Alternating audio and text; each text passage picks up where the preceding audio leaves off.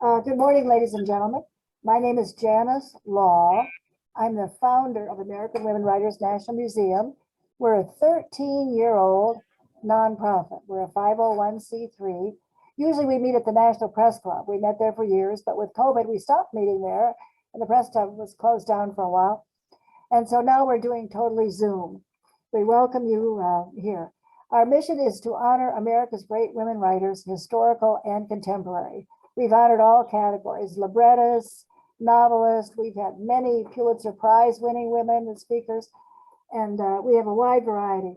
Today, we honor every month, we honor women from different states. This month, we're honoring women writers from Hawaii, Idaho, Illinois, and Indiana. So our speaker today is Caitlin Doornbos. She's a Stars and Stripes reporter, and she works, I believe, out of or with regard to the Pentagon. And she's a native. She estimates that about 35% of the press corps in the Pentagon are women. But in overseas positions, the number of female military journalists is more like 5%, she said. She's a native of Hutchinson, Kansas. She worked as a crime reporter in Lawrence, Kansas, and she was a member of the breaking news reporter team for the Orlando, Florida Sentinel. And the Stars and Stripes is partially subsidized by the US government, has an audience of about 1 million. Thank you. And Caitlin, go ahead. Sure. Thanks so much for having me. That's right. I work out of the Pentagon for Stars and Stripes. I have been here for about a year and a half. I actually have news today for any of my followers that are I'm going to be continuing to work covering the military, but I'm taking a job with the New York Post. So tomorrow is my last day with Stars and Stripes, but I've been with Stars and Stripes for about 5 years. My first 3.5 years were spent in Japan at Yokosuka Naval Base, which is about an hour south of Tokyo. And before coming to the military beat, before I moved to a military base, I really didn't know much about the military. I had one friend from high school that joined the Army, but that was about the extent of my connections to the military.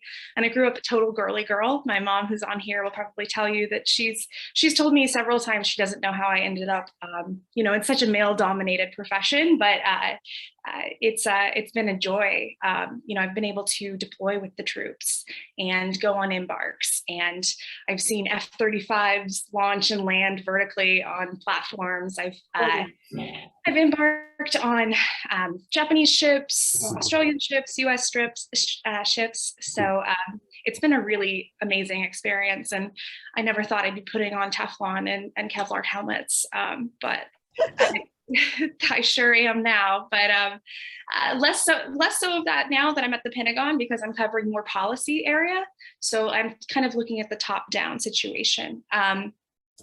In the fall, so funny enough, my first day as Pentagon reporter was the day that President Biden announced that we were pulling out of the war in Afghanistan. So right out the gate, I had my task in front of me. So I covered the entire withdrawal, and then ultimately those last 2 weeks of the invasion that everybody imagines, understands so well.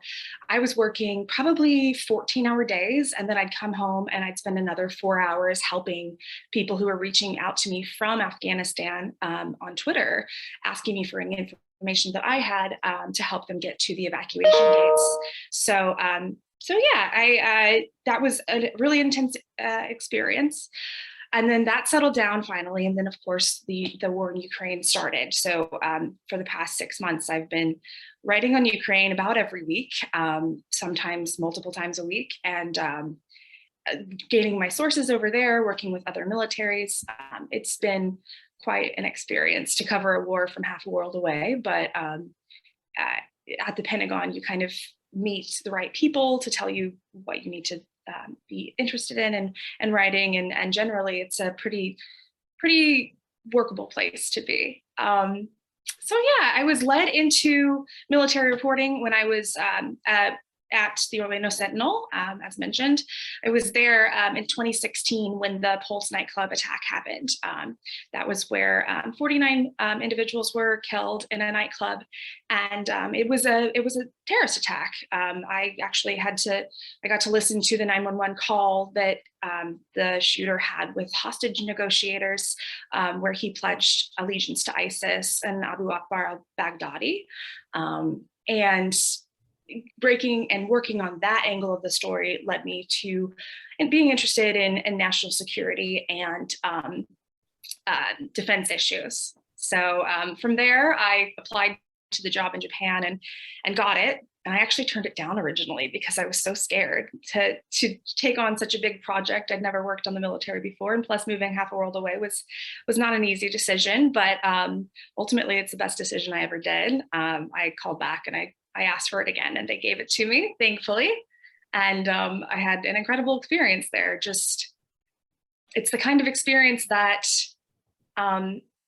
you don't get often. And I also see colleagues that work at the Pentagon who have maybe never left DC. You know, they either are from the area, or they, they went to college here and just never. It's easy to stay in DC for your career in journalism, for sure. Most of the things happen here, and a lot of the media agencies have branches here.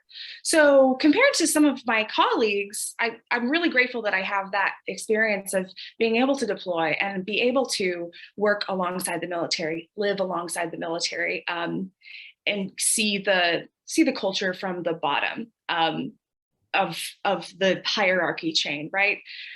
I spent the pandemic playing cornhole with my sailor neighbors, and it was a really special experience that I'm glad that I have in my background now that I'm focusing my career in DC. So yes, and I'm a graduate. I got my journalism degree from the University of Kansas, and when I was in Japan, I ended up feeling like I was learning so much about the military that by the end of my tour there, I would have felt like I got my master's degree. So I just went ahead and got my master's degree, and I got it in defense and strategic studies through the University of Texas at El Paso. So I have developed this expertise that I never expected. I thought I'd be a political reporter, or I was really enjoying being a crime reporter for the first 5 years of my career, but it has been quite a ride, and I'm very grateful for the experience.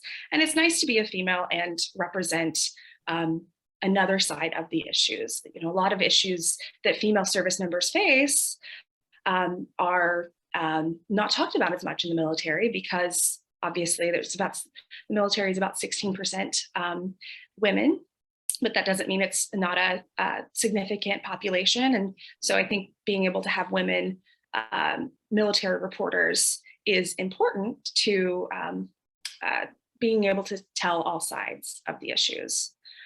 And military spouses too. I think there's a dearth in reporting on this population of military spouses as well, who often make the same, very, very strong sacrifices for their families. And so having that representation is just always important. Yeah. So I am a military reporter, and 5 years of it, but a lot of my colleagues at the Pentagon now are female. I estimate about 35%, maybe 40, 45. It flexes. It's actually really nice to be able to have kind of a equal footing in the newsroom, but we still encounter some gender specific struggles, trying to convince service members and male dominated professionals that they should take me seriously and trust my writing and trust my professionalism can be challenging. But I also think that my approach, while it's tough, it's soft. It's a touch and go situation that you want to develop those relationships with sources. And I think maybe my gender helps with that as well. But even the people that I'm working with, getting information from, most of them are men. The Pentagon has been doing better about having women at the top. Kathleen Hicks is the Assistant Secretary of Defense, and she is, accessible, and it's exciting to see her face. And there's been a couple more, but largely it's I'm dealing with men, which is, we love men, but there can be a divide there. Yeah, so I've got other, when I was in Asia, I was the only female reporter in Japan. There was one other female reporter in the Pacific, and she was in South Korea, but I was the only female, I know I was the only female military journalist. I was one of maybe 3 female journalists, female American journalists in the country. Just an interesting experience, but I was alone out there, and I was glad to be able to come back and experience, the DC lifestyle as well.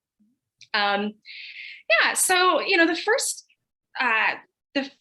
while there's still, we're gaining more women in this profession, there has been a history of women who have been war correspondents. The first female war correspondents came about in the 19th century. American journalist Jane Kasnow.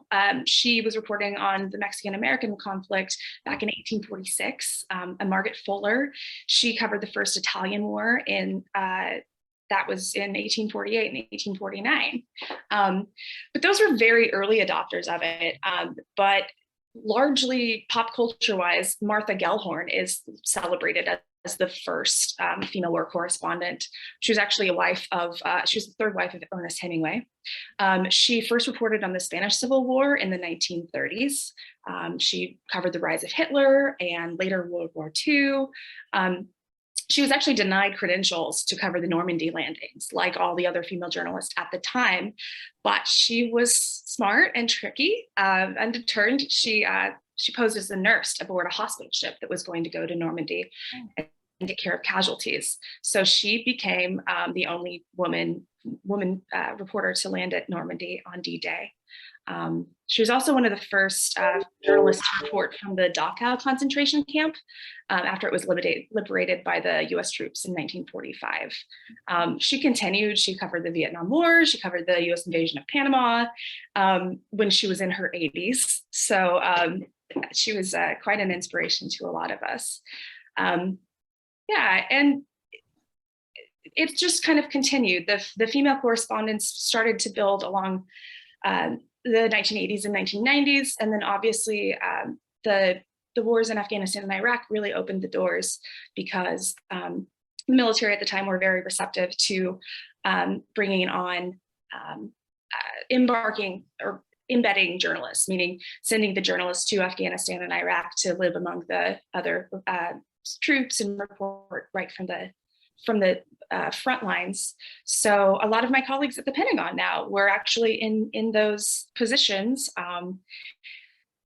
living in barracks and covering such a long war right from the start. In fact, one of my colleagues, Barbara Starr from CNN, she is actually in the Pentagon when it was struck on 9/11. So there's a lot of history that's still working alongside, that I'm still working alongside, which is kind of neat as a 30-year-old woman. Yeah, and I would just plug one of my favorite books on women's experiences in war reporting is called The Taliban Shuffle by Kim Barker. If you've heard of the movie by Tina Fey, Whiskey Tango Foxtrot, that is based on the book. But she was a Chicago reporter, and she was sent overseas to cover the Afghanistan war. And she talks about, the heartbreak that she had along the way and the guilt that she had, but she developed a lot of interesting experiences. One of which was one of the missions was the unit that she was covering of Marines kept having to rebuild this water well bathroom area in the center of the small town in Afghanistan because residents kept blowing it up. And the Marines couldn't figure it out.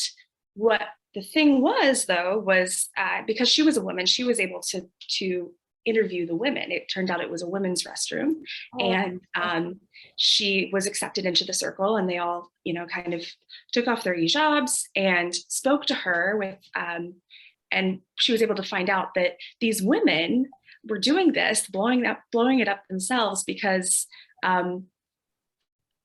they had a separate area that they could talk to and get to know each other outside of this location, and having this location, this bathroom area in the center of town, was not allowing them to be able to commune and speak to one another. So just a kind of interesting perk of having multiple genders on the same beat.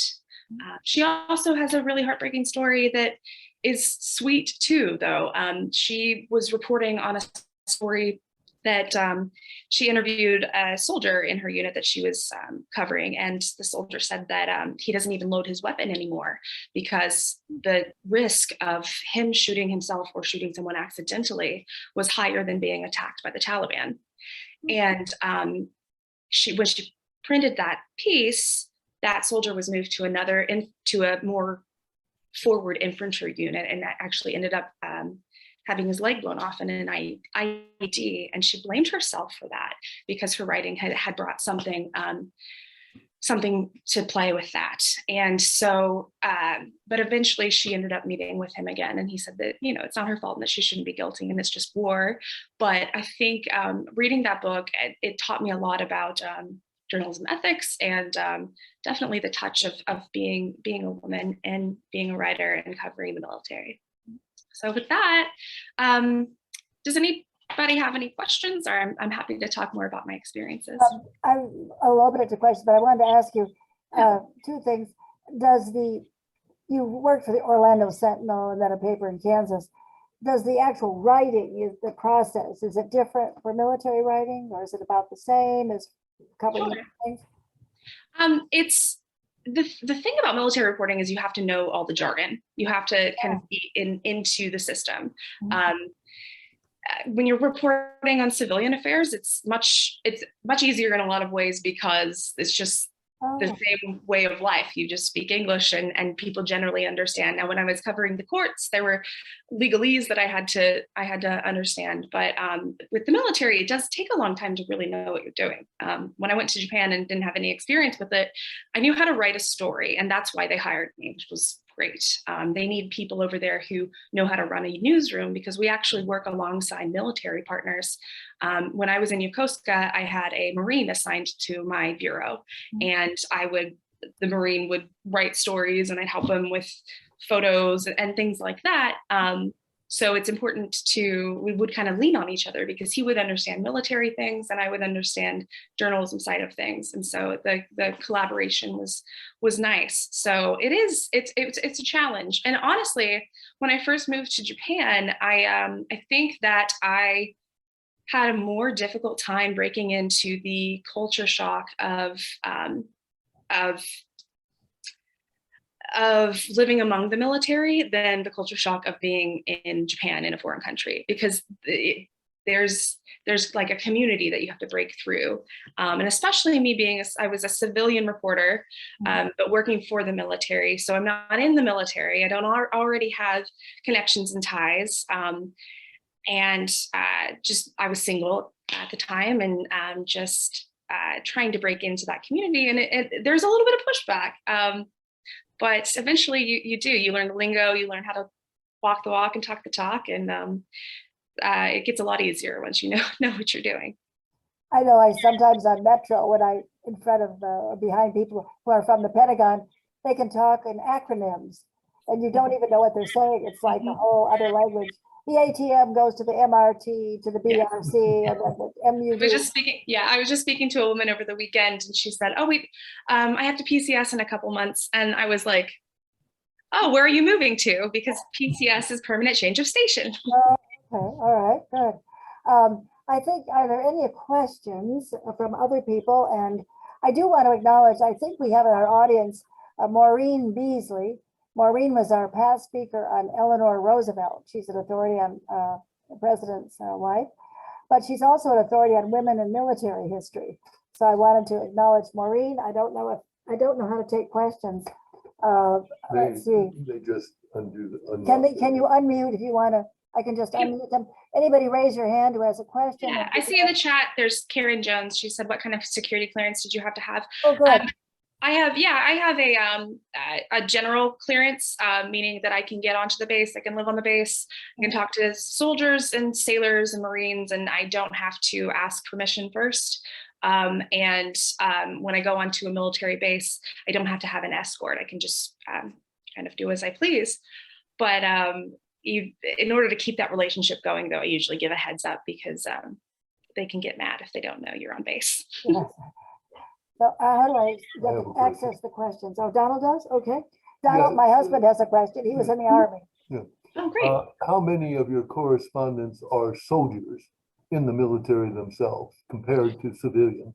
Yeah, it's a handful. We don't have any stateside, but all of our locations that are deployed. So there's one in Okinawa, Japan, Yokosuka, Yokota, Japan, South Korea. I think that's it in the Pacific. And there's 4 in the Pacific and maybe four in Europe. And we probably have 12 civilian reporters. So it's a pretty good split. Oh, my mom just posted a good suggestion that I should tell you about Operation Christmas Drop and some of my cooler experiences. Operation Christmas Drop is one of the cool ones where I got to go to Okinawa, and from Okinawa, or no, I was actually in Guam. From Guam, we got on a Greyhound airplane, and we dropped presents or donations off in these big boxes. So the military practices their supply drops this way every Christmas. And what they do is they take these big pallets of boxes and they parachute them down to the islands in Micronesia. And I remember flying over these islands and thinking they're like castaways, because these people have lived on these tiny islands, mile-long islands, for generations and generations, and with very little supplies. So that was cool to be able to fly over that. I was the only reporter not to puke on that trip, and I'm very proud of it because we took a lot of G's going up and down. And ultimately, it's what's neat about that story is my story was read by a movie producer in Hollywood that writes those Hallmark Christmas movies. And he took that and was inspired to write a story and a screenplay, and Netflix actually produced it a couple of years ago.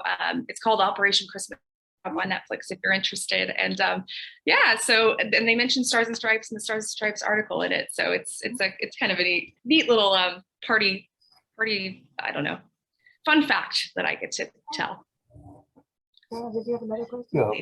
Do you think it's hard to be an objective reporter? Are you able to write anything critical of the military if you encounter a situation that needs to be published?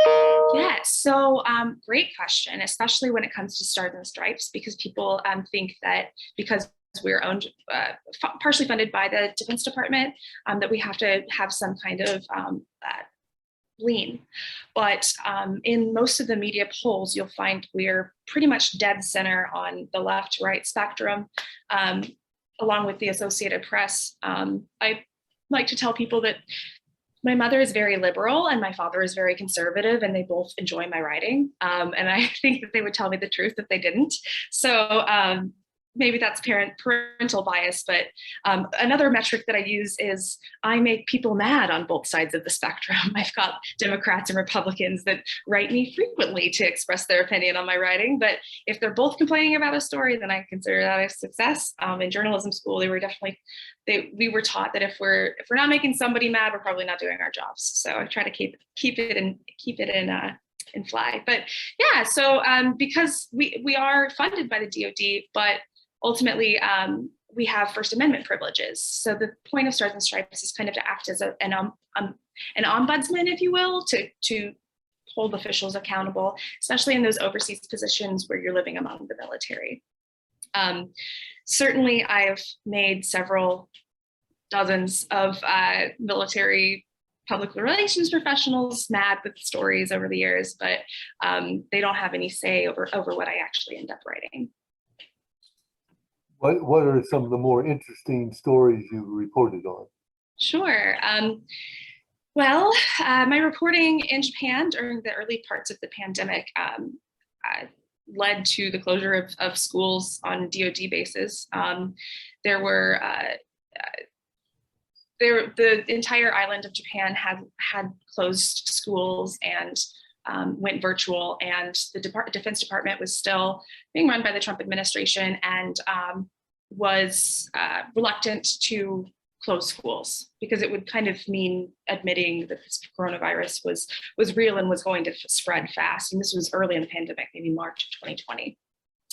And so I reported a story that there was no intention to close the schools, and a lot of military spouses and military parents were like very worried about this. And the next day after that story was published, the Defense Department announced that it would close schools in Japan. So it's nice to be able to have a little bit of an impact in some ways. Also just cool experiences. I mean, I deployed to Guam 3 times. I went to, I spent about 3 weeks in Australia during Talisman Sabre in 2019. That's one of the largest military exercises in the Pacific, and it includes nations from Japan, Australia, Singapore, the United States. They all get together and conduct trainings. And with that specific one, I got to be involved in an amphibious assault. So I went and I embarked on a Australian ship, and then we simulated a beach landing of the forces. And this is particularly important right now because with this simmering tensions that we're all aware of with China, it's going to be important that our Marines are well trained on doing the original Marine mission was to be an amphibious assault force. So taking over islands in the Western Pacific, those are key skills to have. And I was lucky enough to be able to participate in that. Yeah, we have a quick question. We only have 4 minutes left, and this is a good way to end it. Someone is asking, will you be covering the military and defense issues for the New York Post or something else? Yeah. A minute at the end. Yes. Sure. I will be covering defense issues still. I think they liked my expertise in that realm. So I'll still be at the Pentagon. I'll still be reporting on those things, but I will also branch out a little bit more into other areas of the executive branch, such as the Department of Homeland Security, the Health and Human Services, and that thing. But military always has my heart. So keep up with me on my Twitter page if you have Twitter. That's where I do a lot of my reporting and send out my reports. Were any of your family in the military themselves?